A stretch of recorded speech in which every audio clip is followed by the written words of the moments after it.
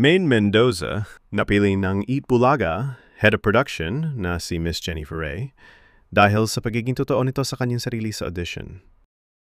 Inilabas na nga ng TVJ Production ang episode 1 ng interview sa mga pangunahing taong bumuo ng iconic segment ng Eat Bulaga na Kalyeserye.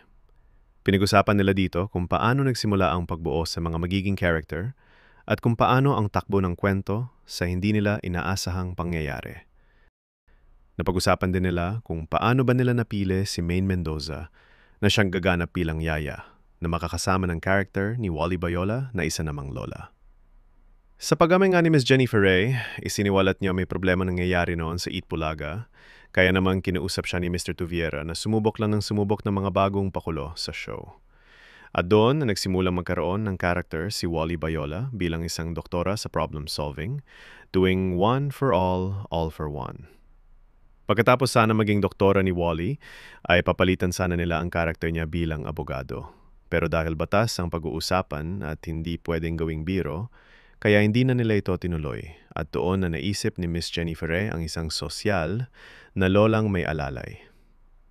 Sa paghahanap nila ng magiging alalay, kinausap nila para mag-audition yung mga taong nagtitrending sa sikat na application noong 2015, ang Dub Smash, kung saan niya kabilang si Maine Mendoza.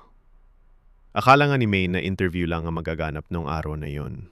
Kaya naman laking gulat ka na makita niyo mga kasama niya sa loob na nagpa-practice ng kanilang magiging presentation dahil bukod tanging siya lang ang walang preparasyon. Sa room, nakasama ko yung mga mag-audition din. Lahat sila nagpa-practice. Ano pinapractice sila? May sumasayaw, may nagigitara. So parang ako, dun ko lang nalaman na, ay, audition nga. So dapat may papakita. Gayunpaman, kahit wala siya naging talent presentation, siya pa rin ang napili ni Miss Jennifer Ray dahil sa pagiging totoo niya sa kanyang sarili.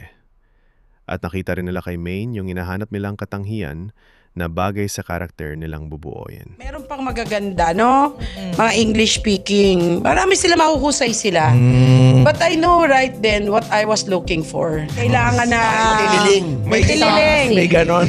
Wala na kasing magandang kayang sirain yung itsura niya at magpakwela. Magpapaganda. Wala na, lahat kasi nagpapaganda. Lahat. Yung sabi ko kay May, kung nagpabibo ka nga nun, baka sasabihin ko, medyo tumagilid pa. Oo.